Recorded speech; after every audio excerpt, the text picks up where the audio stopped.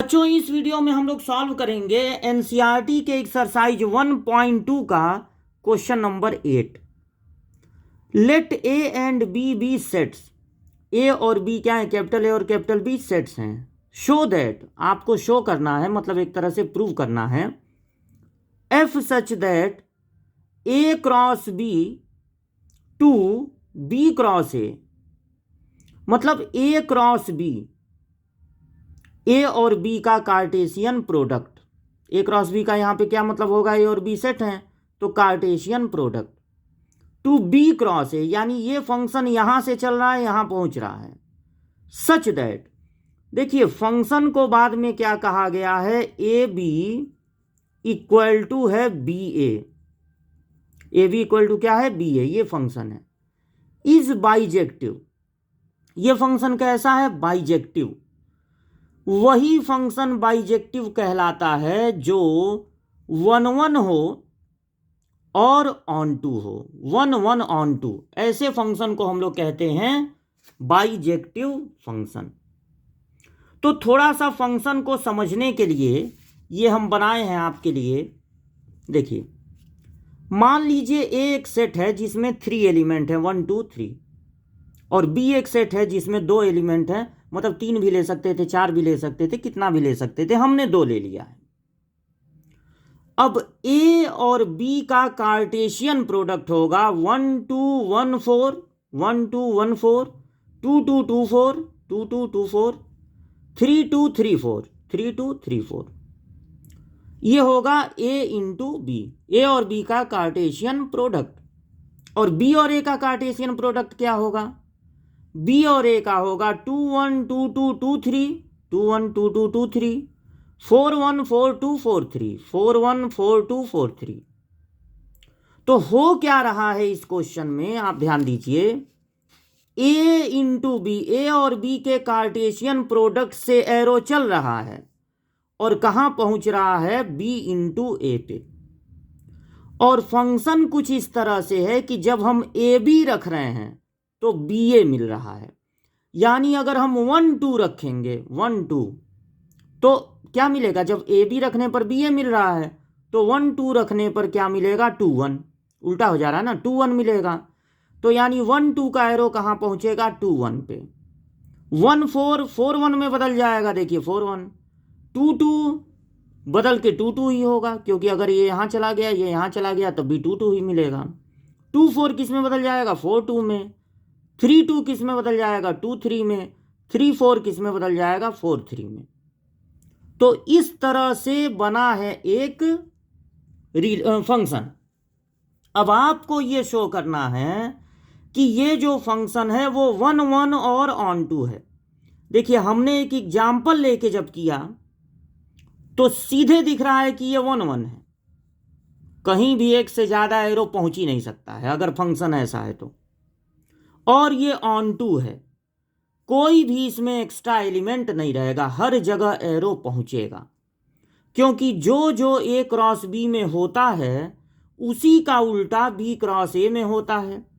और फंक्शन यही है कि अगर जो भी एलिमेंट होगा फंक्शन में रखा जाएगा वो उल्टा हो जाएगा, मतलब इंटरप्लेस हो जाएगा, एक दूसरे का जगह ले लेगा। तो यही तो बी क्रॉस ए में होता है। यानी कि ये तो पता है कि ये 1 1 ऑन टू ही होगा, लेकिन अब इसको एग्जाम में, वहाँ पेपर में ऐसे एग्जाम्पल देके नहीं बता सकते हैं, तो वहाँ पर लिखेंगे कैसे? अगर हमको ये पता लगाना है कि कोई फंक्शन मैनी 1 है या 1 1 है, तो याद कीजिए आपको बताए थे 1 1, याद कीजिए आपको बताए थे कि फंक्शन में एक बार x1 रख देते हैं और एक बार x2 रख देते हैं, और आगे बढ़ते हैं। अगर x1 इक्वल टू x2 मिला तब वो फंक्शन होता है 1 1। ये 1 1 होने का कंडीशन है। क्या कंडीशन है? एक बार और सुन लीजिए। एफ x1 और एफ x2 को इक्वल करने पर अगर x1 इक्वल टू x2 मिले तब वो फंक्शन होता है 1 1। x1 equal two plus minus x2 मिले, या x1 equal to x2 plus 4 मिले, या x1 इक्वल टू 2x2 मिले, तब वो फंक्शन मैनी वन हो जाएगा। केवल x1 इक्वल टू x2 मिलने पर 1 1 होगा। तो हमारा फंक्शन इस बार fx नहीं है बल्कि fab है। अगर आपको चेक करना है कि ये मैनी वन है कि 1 1, तो एक बार x1 y1 ले लीजिए क्योंकि ऑर्डर्ड पेयर के रूप में है ना, और एक बार x2 y2 ले लीजिए और दोनों को इक्वल कर दीजिए। अगर यहां से चलते चलते आपको x1 इक्वल टू x2 मिले और y1 इक्वल टू y2 मिले, यहां पर y भी मिलेगा, y1 इक्वल टू y2 मिले, तब ये क्लियर हो जाएगा कि ये फंक्शन 1 1 है। तो अब क्या करेंगे, देखिए FAB का मतलब है BA यानी पलट जाएगा। तो fx1 y1 का मतलब होगा y1 इधर चला आएगा, x1 इधर, और fx2 y2 का मतलब होगा y2 इधर चला आएगा और x2 इधर। जब एक ऑर्डर्ड पेयर दूसरे ऑर्डर्ड पेयर के इक्वल होता है तो फर्स्ट कंपोनेंट के इक्वल होता है और सेकंड कंपोनेंट x1 है, सेकंड कंपोनेंट के इक्वल होता है। यानी आपको क्या मिला, x1 इक्वल टू x2 और y1 इक्वल टू y2। ये मिलने का मतलब है कि this function is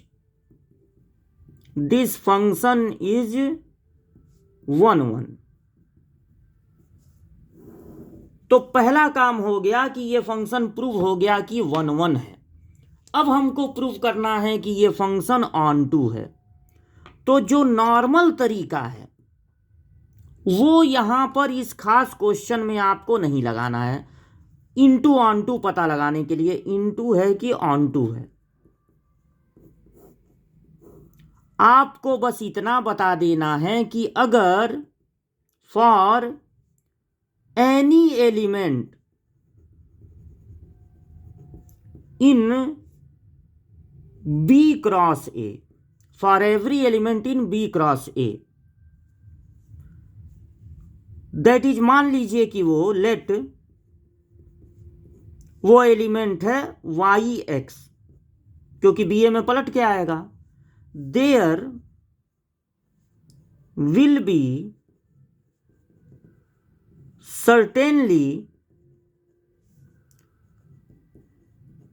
xy in A cross B। अगर आप फिर से एक बार इसको वॉच करें, जो ये एग्जाम्पल आपको बताए थे, B क्रॉस A का कोई भी एलिमेंट लेंगे, इनको yx से रिप्रेजेंट कर देना, मान लीजिए xy है, yx, या इसको BA से रिप्रेजेंट कर दीजिए, ये AB है, ये BA, जो आपकी मर्जी। आप B क्रॉस A का कोई भी एलिमेंट लेंगे तो there will be certainly an element in A cross B which is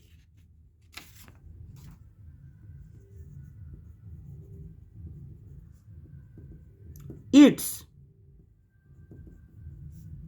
pre image.